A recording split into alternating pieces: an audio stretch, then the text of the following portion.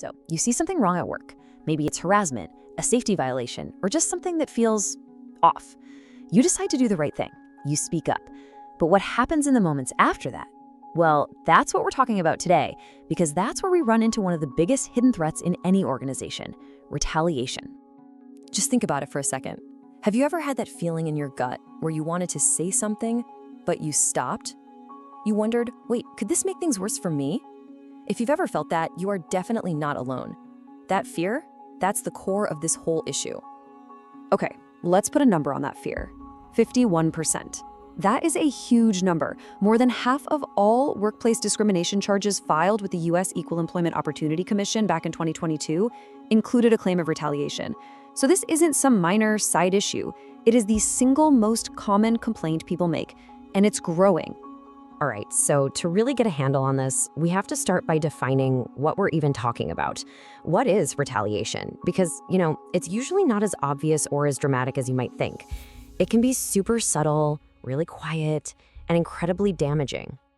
Now, what's so important about this legal definition is what it doesn't say. It doesn't say getting fired or being demoted. The bar is actually much, much lower. It's any action that would make a reasonable person stop and think, maybe I shouldn't speak up next time. That's a really broad definition. And that's the thing, it's not always some big, dramatic firing. It's the death by 1,000 cuts stuff, right? It's suddenly being left off of important emails. It's getting stuck with the worst shift after you just filed a complaint.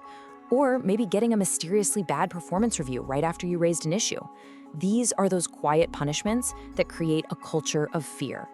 Now, for any company, this is where things get really, really risky. An employee might struggle to prove their original claim, say for harassment. But if the company then punishes them for even trying to report it, well, that's often a much clearer, easier to prove case of retaliation. It is a total legal minefield. And all of this leads to the massive cost of silence.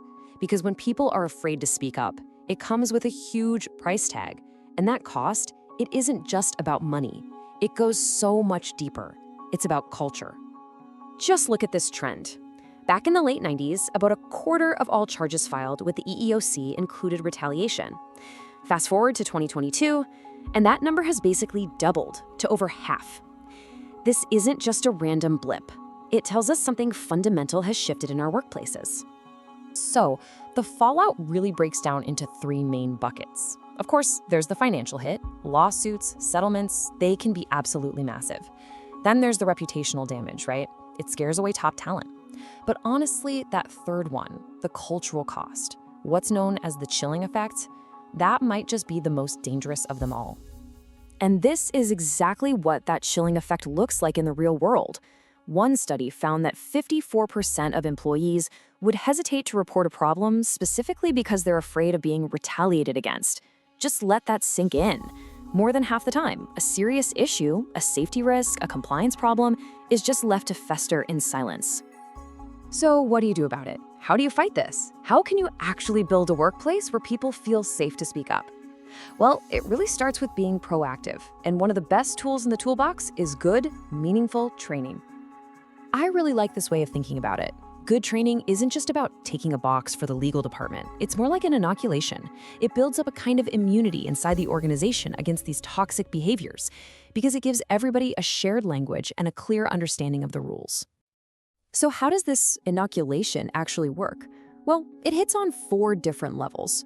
First, it makes the rules crystal clear for everyone. Second, it gives your managers a playbook so they know how to respond the right way. Third, it empowers all employees by teaching them about their rights. And finally, it sends a powerful message that leadership is actually serious about all this. But, and this is key, one size does not fit all. Every single employee needs to know their rights and how to spot retaliation. But your managers, they need specialized training. They are on the front lines. They have to learn how to receive a complaint professionally, not take it personally, and most importantly, how to hit pause instead of reacting impulsively. And of course, we've all done those check-the-box trainings where you just click through a boring video, right? That's not going to cut it. Effective training needs to be built on a rock-solid zero-tolerance policy. It has to show people exactly how and where to report things safely. It needs to use realistic real-world examples, not just legal jargon. And it can't be a one-and-done thing. It needs to be reinforced over time. Okay, but let's be real, training is the foundation, but it is not the entire house. To truly, truly prevent retaliation, that training has to be part of something bigger. It has to be supported by a genuine organization-wide speak up culture. And that kind of culture really rests on four main pillars. It has to start at the top with leaders who actually walk the talk. You've got to give people multiple ways to report things, including anonymously. Then every single complaint has to be taken seriously and investigated fairly and quickly. And finally, there have to be real consequences when someone breaks the rules. When you get right down to it, this is all about trust.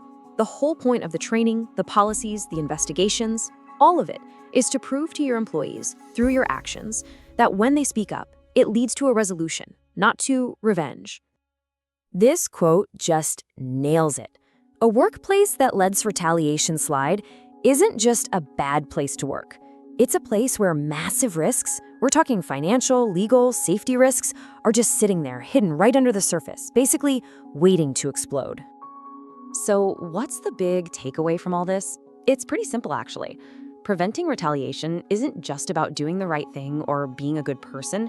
It's a core part of smart, strategic risk management. It's about protecting your people and protecting your organization at the exact same time. And that really leaves us with one final, pretty important question to think about. What about your workplace? When someone there speaks up with a difficult truth, are they treated as courageous? Or do people learn pretty quickly that it's just safer to stay silent? The answer to that question, well, it tells you everything you need to know.